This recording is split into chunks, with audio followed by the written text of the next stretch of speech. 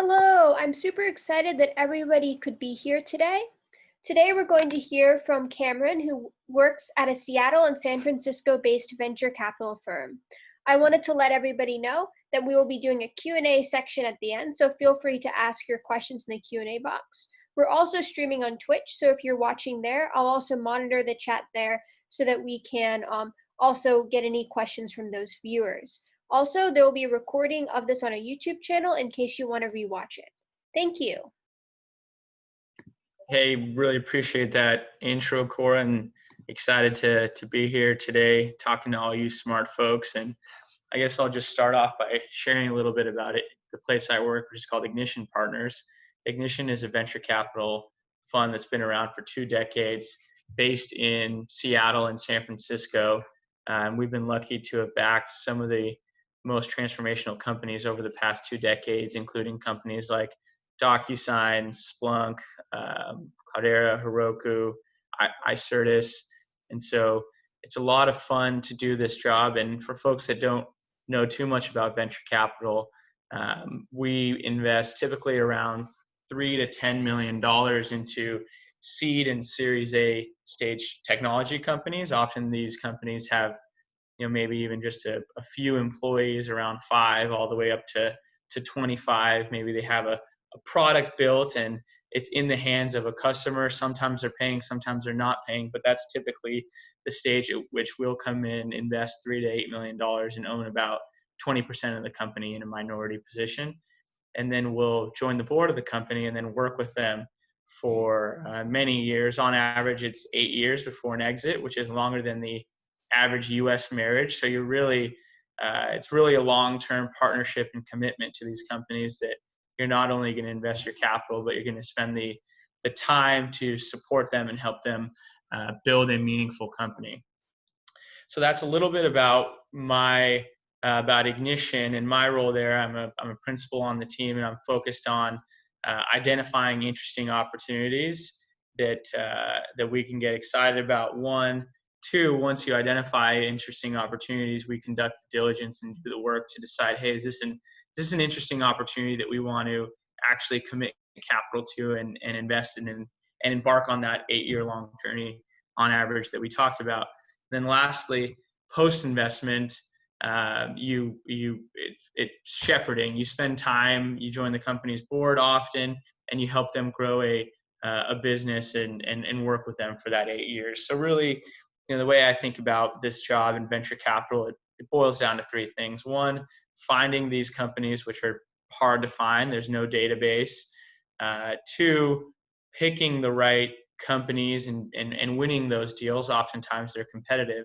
And then 3, after the entrepreneur has decided that they want to partner with you and you've made that commitment to them, it comes down to shepherding these companies and helping them with hiring, recruiting, strategic,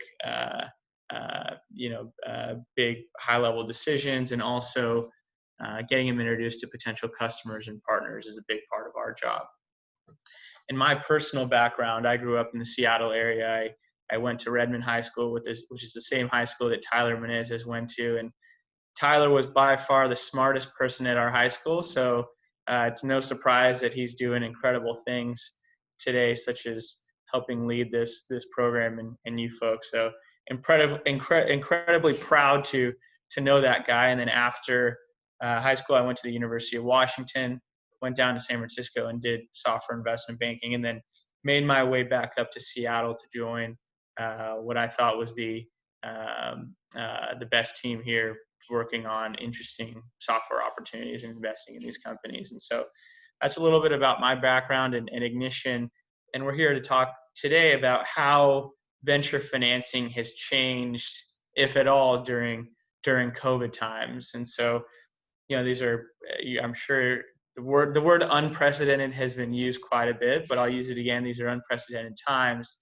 And as COVID really began to hit in late February and March, a lot of venture funds took a step back and said, hey, what does this mean for us? And what does this mean for our portfolio?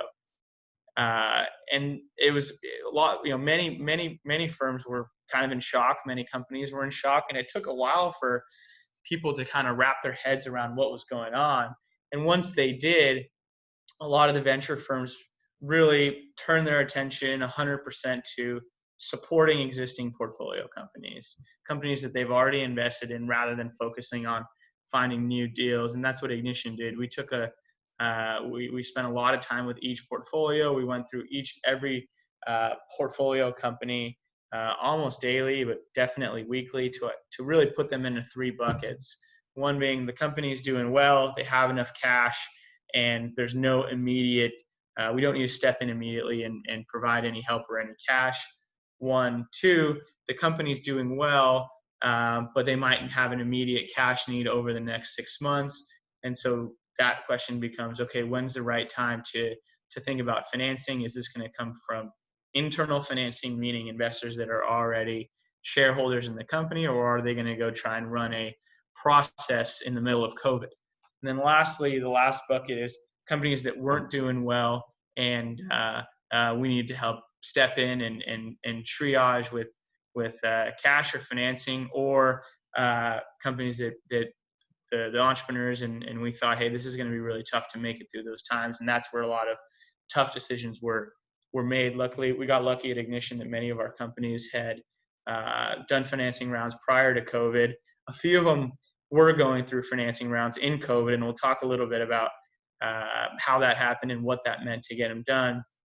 But the first step once COVID hit was spend time with your existing portfolio to make sure that they have everything that they need, that the CEOs are communicating clearly with their employees in terms of what this means for the company, and also taking a look at the cash positions and seeing how we can be helpful on that front. And it's quite incredible. In crisis, you see a lot of you see people revert back to their true colors, and it was just so inspiring to watch these CEOs at our portfolio companies really step up. Obviously, a lot of their employees had questions. Will I have a job in the next month, in the next 2 months? And the best CEOs stepped up to the occasion. They held one-on-ones, they held office hours, they clearly communicated to their entire employee base what was going on, where the company's position was at, and spent the time to make sure everyone felt comfortable. So that was pretty incredible to see great leaders step up in a time of uncertainty. So immediately after we went through that process of taking a look at all our portfolio companies, we ended up with some companies that were currently fundraising and needed to add some cash to the balance sheet. So did a lot of other venture firms. And so what that meant was you had a lot of companies coming to market raising external financing, or looking to add cash to the balance sheet at the same valuation or same price at the last round. And so if you're an investor, there was a lot of great opportunities actually to partner with companies that were further along, had strong product market fit, a existing business model that worked, and traction, and essentially provide them with additional capital so they had a little bit more cushion and a little bit more comfort in order to make it through what at the time was still a lot of uncertainty. And so that was interesting. We had 3 companies going through fundraising during COVID. One was able to get a round done at the same price and valuation they had expected before they went into before COVID happened. The second one had to take a little bit of a hit on valuation, but still ended up signing a great deal with a great firm. And the last one essentially put pause on fundraising. They said, "Hey, we got enough cash. We're planning on fundraising in Q1 in March, but might as well wait this out a few months and then fundraise in the summer or towards the back half of the year." And so again, first, spent time with each of our portfolio companies. 2, help the companies that needed to get external financing rounds done, close their rounds. And at the same time, we were looking at new deals that would come in that were looking to add cash to the balance sheet. And then lastly, I think now we're getting to the stage that people are starting to get more back to normal. I think a lot of the companies that we're investing in, that we're seeing that are high performing, are getting valuations that they would have gotten in a pre-COVID time. And so it's there's still a lot of uncertainty, but people have way more, uh, they've come to grips with what's going on. Venture firms have gotten good at meeting companies and closing deals where a lot of times they've never even met the entrepreneur in person. They're meeting them over Zoom, and you lose. I personally think you lose a lot over Zoom. Maybe I'm a little old fashioned, but it's fun to sit across from an entrepreneur and really spend the time. But folks, including myself, have gotten comfortable with the fact that this is going to be the way the world operates over Zoom for a while, and there are great companies being built in times of uncertainty. It's incredible what entrepreneurs will uncover. Entrepreneurs are the most resilient group of people on the planet, in my opinion, and particularly in times where you have big market shifts like this, they'll uncover ways to build software products and companies that completely change the way people work. So that this isn't going to stop that. We're seeing a high level of deal flows. I think most venture firms are, and people are accepting the fact that business is not going to stop, and companies are getting funded at great prices and at great valuations, and where we can't be more excited to partner with these businesses moving forward. And as you think about the future, and we touched upon this a little bit, the future is very bright. I think Satya Nadella in his earnings call said that Microsoft has seen 2 months of 2 years of digital disruption in 2 months.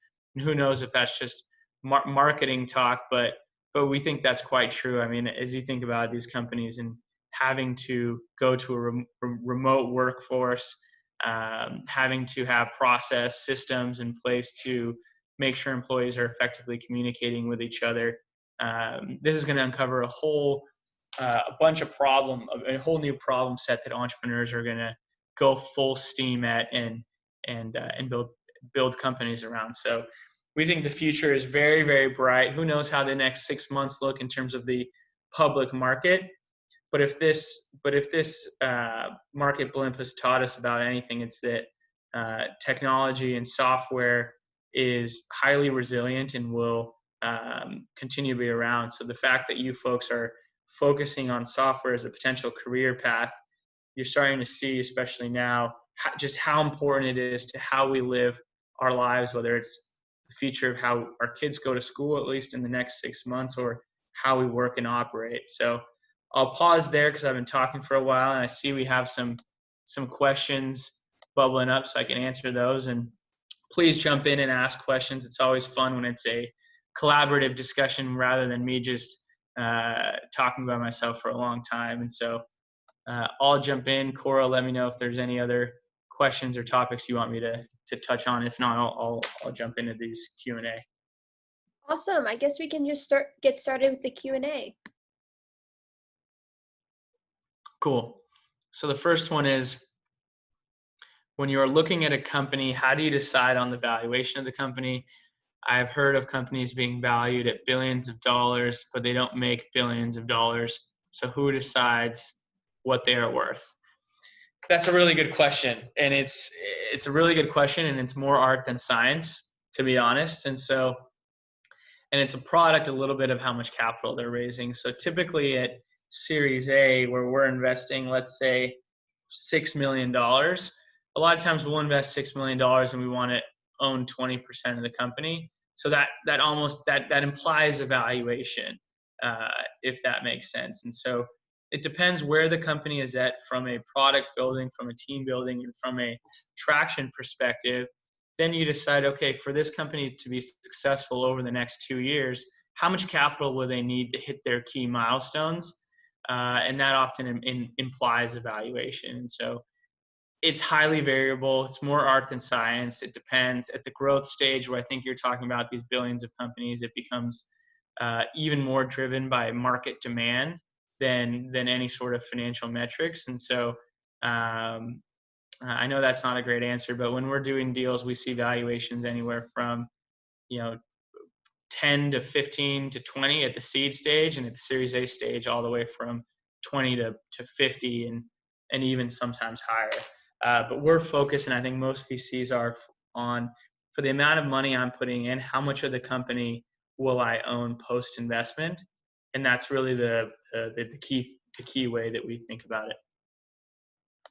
Hopefully that answered your question. I'll jump into the next one. What does the money that goes to the startup mostly contribute to? Great question. That's a really great question. The majority of the time early on, it goes to hiring great talent, hiring the team. And so a lot of time that goes to hiring great engineering talent, engineering leaders, engineering managers, building out the management team. One of the things we look for when we work with these companies is the founder's ability to hire top talent. And so that's the most important thing we underwrite is the team. And so it essentially all goes into hiring talent. If they're ready to scale, have an engineering team in place, and they're ready to click go on sales and marketing, then it's hiring a killer leader and a sales staff to support him or her. Next question, let's see. Do you think that meetings over Zoom make it easier for people to raise money for companies if they don't live in San Francisco? That is a really good question.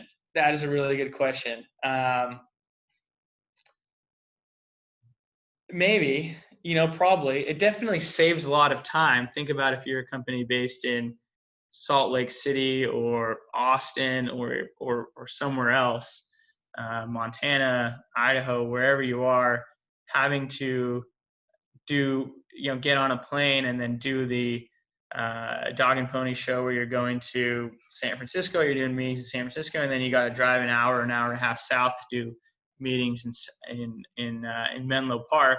It's a big time commitment. So theoretically, I think yes, it does make it easier in terms of just scheduling and getting access and getting on people's calendars quickly. With that said, it depends on the venture firm. Some venture firms are way more comfortable closing a deal where they've never met the entrepreneur and it's 100% over Zoom. And some venture firms like to spend the time and meet entrepreneurs in person. And so it's a little bit of a yes and a no answer to that question, but it's a good one. Next question, what are the consequences of investing into a startup that fails? That's another great question. In early stage venture, not all these companies are successful. There are companies that shut down. The biggest consequence, is the fact that employees, hopefully they've been given enough time and it's been adequately communicated to them. But the biggest consequence is that employees are, forced to find a new job or a new opportunity, and that's always tough. We try and whenever, if we have a company that ends up shutting down, is we get the list of employees and try to pattern match them to other companies in our portfolio or other companies we know. So it's an all hands effort to make sure everyone lands on their feet. Obviously, another consequence of a startup failing is that we might lose a portion or all of our money, and that's part of the job. Some companies are going to do great, like a DocuSign or a Splunk, and they're going to return our fund multiple times over, and some will go out of business just given this is venture capital is a very high risk, potentially high return place to put your money, and that's what makes this job so fun. Are there startups specifically focused on COVID-19? I would say yes. There's a lot of startups in healthcare that are focused on COVID-19. We don't do as much healthcare, but you're starting to see demand for companies that help track, companies that help manage, companies that help provide therapies for COVID-19. We've spent a lot of time with a company that is helping doctors' offices and clinics better engage with their patients, given they can't, they're not coming into the doctor's office as much. And so you are seeing a lot of opportunities be created given COVID-19. And it's like I said, it's just inspiring to watch these entrepreneurs and CEOs uncover new ways to do business and build products and companies around market shifts. Next question is, can you give an example of how your companies are changing their focus because of COVID? That's a really good question. And I think our companies, if they were doing a bunch of things pre-COVID-19, if they were running a bunch of experiments for example, on their go-to-market, and go-to-market meaning essentially how they get their product out to customers. Maybe if they had one or two go-to-markets, a direct model where they're selling direct to their end customer, or a partner model where they're partnering with companies that are then helping get that product in the hands of customers. If they had one or two or other go-to-market channels that were really working pre-COVID, but they were experimenting a bunch of others, post-COVID, they really doubled down on what worked, and what has been working and proven to work. So they cut out some of the experiments in order just to be more focused. Quite frankly, that's been the biggest shift, is focusing to things that worked and spent less time experimenting. What do you think is the next field of cutting edge technology? Like, which types of startups are getting the most hype right now? I think we're only in inning one of artificial intelligence and AI, and right now you're seeing that in the form of software automating existing business processes. But a lot of these software where they can get in, they can automate an existing business process. They begin to collect really interesting data, and so in 2-3 years, or venture firms often think about this as Act 2 or Act 3. How do you apply machine learning or predictive analytics or AI, or whatever you want to call it, to this data to allow these companies to gain and gather business insights? And so we're quite excited about the future of automation, predictive analytics, AI, machine learning. How did most of the company's founders get started in startups?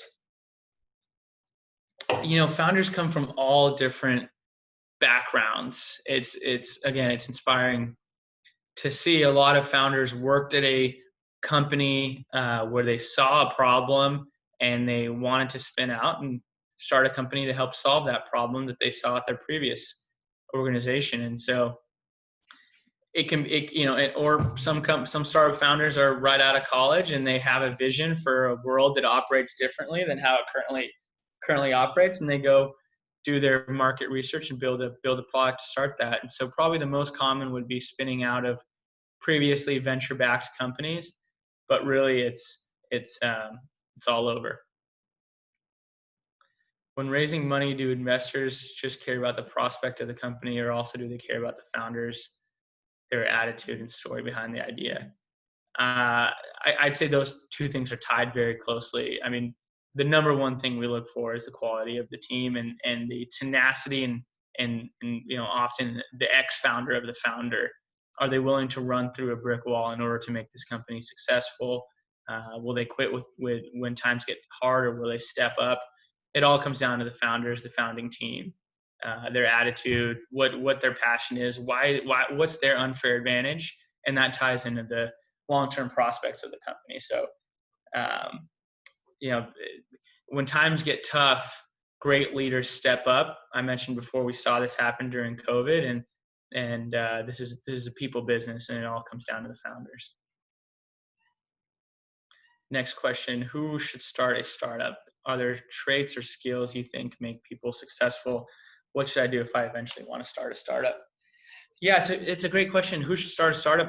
Everyone. I mean, it's if you have a passion and you see a problem and you want to go out and build the problem, do the work up front, do the customer diligence, go out and talk to 100 potential customers before you even start building or writing any code, just to get a sense of, is this a problem that actually exists, or is it a problem that lives inside your head? But the traits, and skills that we've seen are just tenacity, overly communicative, some sort of just a vision or a North Star that they're building towards. And building a startup is tough. At the end of the day, it's not for everyone. A lot of times the founders that we back are leaving jobs where they're making significantly more than they make when they start building a company, but they're passionate. They're passionate, and they're focused on building something of consequential value that matters. And so it's those are the traits, and there's no factory that produces startups. It's people from all walks of life, all backgrounds, regardless of demographics or experiences. What tools do you use to keep track of your entire portfolio? Other productivity tools that you use to manage your time? Again, great question. Obviously, the obvious ones: email, Outlook. We have a pretty small team, and so I think part of our team is on Microsoft Teams, but we it's really the investment team here is about 4 people, and so we're constantly texting, we're constantly calling. We do have a CRM to help manage all the companies that we're tracking and working with, and we try to be very diligent about making sure that data in there is up to date, relevant, and right. Um, and there's a lot of venture funds that use technology pretty effectively to tee up companies. We do use a couple of vendors, including PitchBook, for example, to gather additional data on companies, and a couple other tools to help screen and help with research and diligence. How can an undergraduate get into venture capital?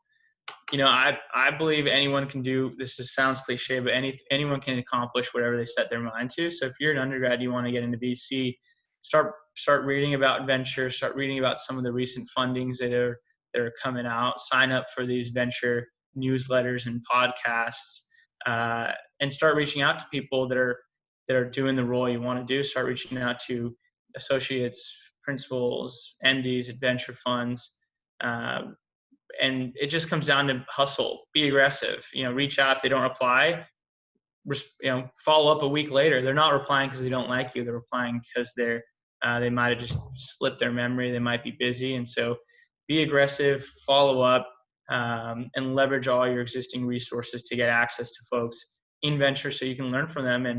And you can, a strong pitch would go to say, hey, as an undergrad, I want to come in and intern. Maybe even while I'm in school, and I want to be open that if I come in and crush it, would there potentially be a full-time job available for me? I know undergrads typically go directly into venture, but I'm going to out hustle and show you the value that I can add. And so, same way any other person would get into any other job is hustle and be aggressive. Are you looking for founders who have come from traditional tech companies first, and are there founders who don't have a conventional tech background?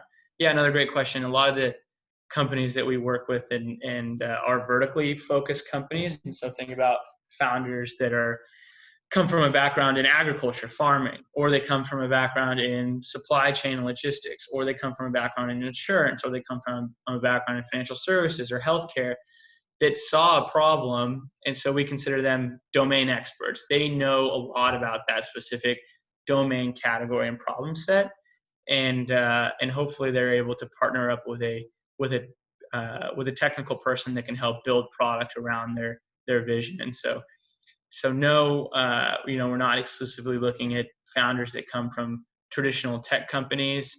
A lot of founders come from these verticals or domains that saw problems and set out to build a company to solve those problems. And we're quite excited about those businesses as well. Do you think it's okay for people right out of in college to create a startup, or should I wait a few years and to build skills and connections to get started right away? It's definitely okay. Yeah. I mean, absolutely. If you have a passion and a problem that you're seeing, there's no better way to get experience than actually doing it. The person that is, we have a venture partner here, a venture advisor here at Ignition. His name is Sapir Kanuja. His son is 16, and he started a company called Spira AI that's solving problems in the healthcare space, and he's already signing up customers. So you're never too young to start building, and luckily there's programs like this led by the famous and incredibly smart Tyler Menezes, and so use programs like this to get access and learn as much as you can. And once you have a passion and a problem, start building, do the research, do the diligence, and talk to potential customers, and start building. Are there any well-known venture fellowships that occur during the school year? We do one with the University of Washington here locally, and I can't remember if that's MBAs or undergrads, but we do one here locally with the University of Washington that we have someone come in work with us for about 6 months. That's quite a fun program. If we're interested in entrepreneurship, should we try venture capital in order to build our network and learn what investors are looking for? I know some individuals that believe it's counterproductive to do so. You know, I would say follow your passions. If you want to start building a company now, start building a company now. If you think venture capital is interesting and you want to interact with hundreds of companies every year and develop your barometer and continue to learn and explore what verticals, industries, problem sets are interesting, then go join a VC firm. It depends on the person, where they're at, and what their passions are. And so I wouldn't say it's counterproductive to join a venture capital firm if you eventually want to be an entrepreneur, but you definitely don't need, again, like I said, entrepreneurs come from a bunch of different backgrounds, experience, and perspectives. And so once you're passionate about a problem, there's going to be no getting in the way of an entrepreneur setting out to solve it.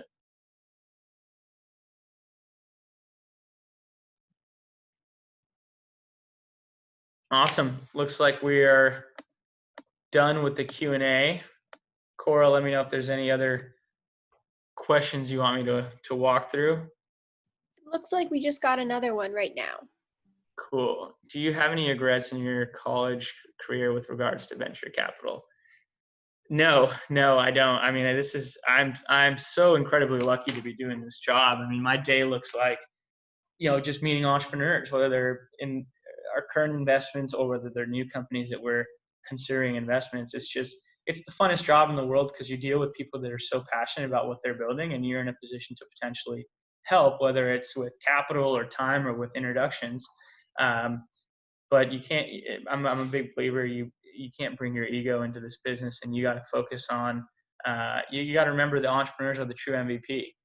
You're there in a support and in a partnership role, but entrepreneurs are the true MVP. And I'm lucky I get to do this job for a living every day, and so no regrets. I'm incredibly pumped to be here. I think some of my past experiences helped shape how I view the world and the value I can provide to these entrepreneurs.